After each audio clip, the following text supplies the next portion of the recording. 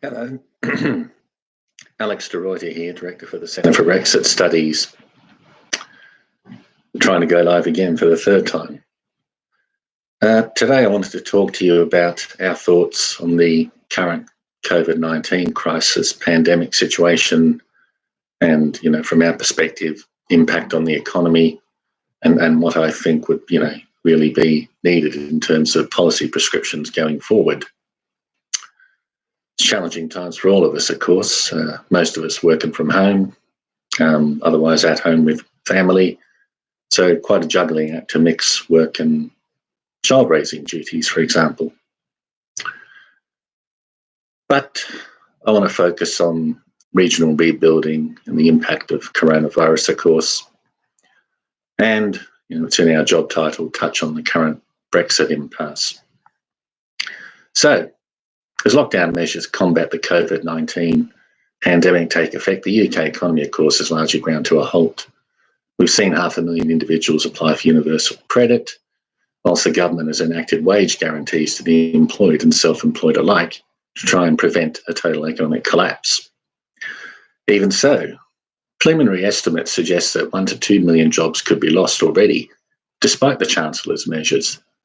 Whilst YouGov polling data, for example, suggests that a further 4 million individuals are very worried about losing their jobs and missing bill payments.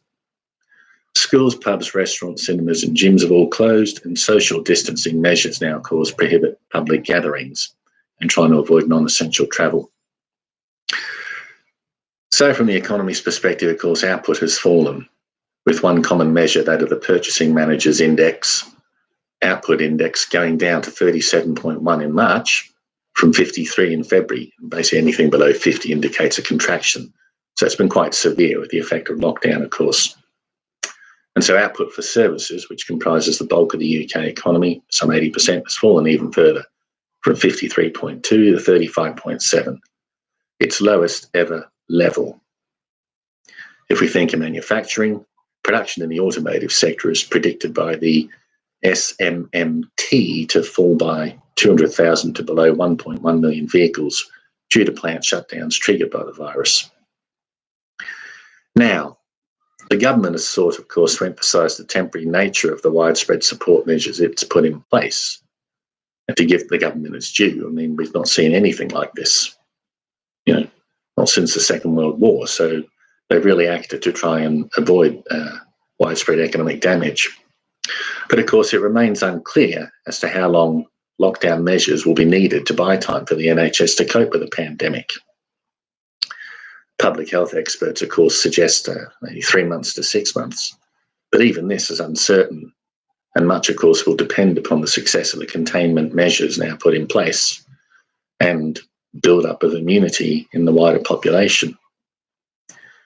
It is conceivable, of course, that repeat lockdown measures will be needed over the next year or two should there be further pandemic outbreaks. Now, of course, public health issues and basic human kindness and decency warrant that all efforts be made to minimise any loss of life from COVID-19. And yet, containing coronavirus has come at a huge cost, not least in terms of applying a wrecking ball to the economy, compromising the education and well-being of our children, and saddling future generations with a mountain of debt. On this point, the Institute for Fiscal Studies, for example, calculate that government borrowing in the next financial year is likely to exceed £175 billion. That translates as over 8% of our national income. And that, of course, would grow even further if the measures that the government has announced have to last longer.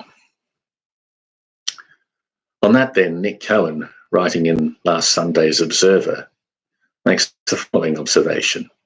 And he asks, what about the millions fearing or experiencing unemployment? The people trapped in flats that are now prisons? The women trapped with abusive partners? The shopkeepers and business owners who know government subsidies will not save them from rent demands? The young whose education and employment chances are being jeopardised for a virus, whose death rate could be 10 times higher than average for the over 80s. All will soon find their voice. One can only hope and pray, of course, that there will be a satisfactory situation whereby the vulnerable can be protected and yet the economy can restart so as to preserve jobs and livelihoods, and lives, of course. But in practice, I think this only really reiterates the need for government to accelerate efforts to conduct mass testing on the wider population, so of course that we can isolate those who've tested positive for the virus and protect vulnerable groups. But having said that, the economy doesn't stand still. All the old issues that haunted us prior to the COVID-19 outbreak will return to haunt us again. And indeed, of course, they never went away, be it Brexit or combating climate change or the prospect of job losses due to automation or indeed rampant inequality, of which people having to apply for universal credit now has made starkly clear in terms of the very low nature of these unemployment benefits. If you take Brexit, of course, Raphael Baer, writing in today's Guardian, reminds us that this might not feel like the moment to go on about Brexit, but Brexit goes on, whether we are feeling it or not. Indeed, the UK government insists that the current transition period of continued smooth access to the EU single market that is due to the end at the end of this year will remain on course. Despite the disruption triggered by COVID-19 and that negotiations have effectively frozen. What is truly remarkable here, though, is that given the suspended animation or furloughing of the rest of the UK economy, and that all efforts are focused, of course, on combating the virus, that the government is determined that business as usual should continue to apply in this one area. As such, I think it should go on without saying here that the only sensible course of action on Brexit negotiations, assuming the government genuinely wants a trade agreement with the EU, would be to agree to extend the transition period, say for maybe a year, in order to avert no agreement being reached. Otherwise, given the havoc wreaked by COVID-19, many businesses simply won't be in a position to have to contend with a de facto no-deal outcome at the end of this year. Now, that brings me to a comparison between mitigating the potential impacts of a hard Brexit and the current pandemic. This is not to suggest any kind of equivalence between the two, let alone one of moral equivalence. Far from it. The one, Brexit, of course, is something that the UK has embarked upon by choice, whilst the other, coronavirus, is an exogenous shock, to use the language of economists, entailing a human and economic catastrophe on a vast order of magnitude larger than the first.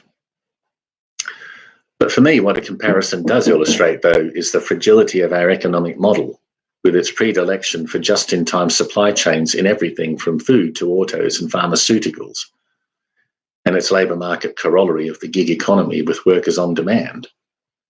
Both Brexit and COVID-19 have the potential to entail significant disruption to supply chains, as Jaguar Land Rover, for example, found in trying to import parts from China at the height of the pandemic there. Going forward then, similar issues arise in terms of maintaining production and nurturing our national strategic business assets. One is the need to shore up domestic production in the form of reducing reliance on overseas suppliers, if possible. This is often referred to as reshoring or proximity-based manufacturing. The other is to ensure that our skills base is fit to transition to the green economy and thereby tackle the problem of climate change. In doing a supply chain and Brexit exposure analysis of the transport manufacturing sectors in the Midlands late last year, it struck us that many of the policy prescriptions we recommended have even more salience now. We argued at the time for wage subsidies to support downtime, loans, guarantees to businesses, and tax relief to help ensure business viability. We also argued for increased spending on regional infrastructure to upgrade our road and rail networks, particularly the important A14 corridor to Felixstowe and the A34 corridor to Southampton, used by many of our Midlands exporters. Other measures we looked at included funding to support supply chain diversification, a drive to establish a gigawatt battery factory plant, and an emphasis on skills retention and upgrading. The current situation, though, has really driven home the need to ensure that these sorts of policies are prioritised to foster resilience and respond to crises. And this takes us back to revisiting the role of the state in supporting individual and societal welfare, as we have argued elsewhere, for example, in promoting a basic income to replace the current inadequate benefit system. For the neoliberal ideology that has underpinned government policies of austerity and hollowing out the state over the past 10 years is now well and truly bankrupt. It's up to all of us to ensure that we don't see a return to business as usual when this crisis passes. It's up to all of us to push for a kinder, greener, and more inclusive economy and society. And on that note, just want to thank anyone looking for their time, and I hope this has stimulated some interest. Thanks very much.